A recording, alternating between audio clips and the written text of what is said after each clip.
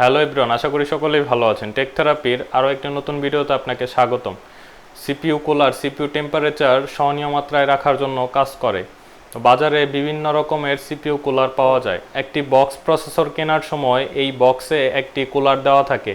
এই কুলারটিকে বলা হয় স্টক কুলার। এই কুলারটি মোটেও হেভি কাজের জন্য দেওয়া হয় না। এই কুলারটি নর্মাল কাজের জন্য যথেষ্ট। আপনি যদি এই স্টক কুলার দিয়ে এই প্রসেসরটিকে ওভারক্লক করতে চান তাহলে এটা মোটেও রেকমেন্ড থাকবে না। কারণ একটি প্রসেসর ওভারক্লক করলে যে পরিমাণ হিট জেনারেট করে এর সাথে আসা যে স্টক কুলার, এই স্টক কুলার এই প্রসেসরটিকে ঠান্ডা করতে পারবে না। এই জন্য প্রসেসরের সাথে আসা স্টক কুলারটিকে আপনি নর্মাল কাজে ইউজ করতে পারেন, কিন্তু হেভি ইউজের জন্য এই কুলারটি ইউজ করা ঠিক হবে না। আজ আপনাদেরকে দেখাবো ইন্টেলের একটি সিপিইউ কুলারের ভেতরের অংশ। এর মাধ্যমে আপনারা বুঝতে পারবেন কেন স্টক সিপিইউ কুলার হেভি কাজের জন্য আইডিয়াল না।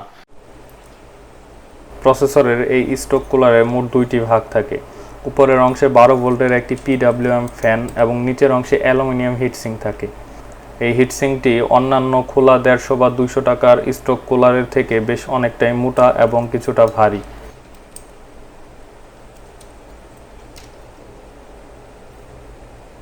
ফ্যানের সাথে এই হিটসিঙ্কটি 4টি ক্লিপ দিয়ে লাগানো থাকে।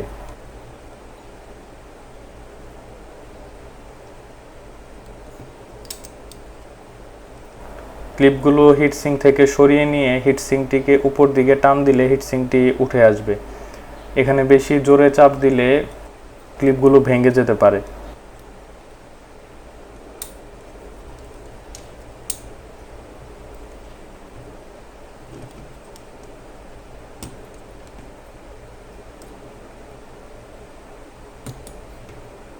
এই হিটসিঙ্কটি বেশ পাতলা, এর হাইট 1/2 ইঞ্চির মতো হবে।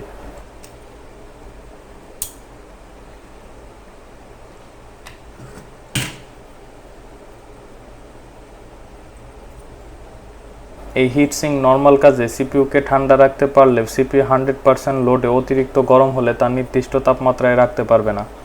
আমি যখন এই স্টক কুলারটি ইউজ করতাম তখন তাপমাত্রা চলে যেত 86 থেকে 87 ডিগ্রি সেলসিয়াসে।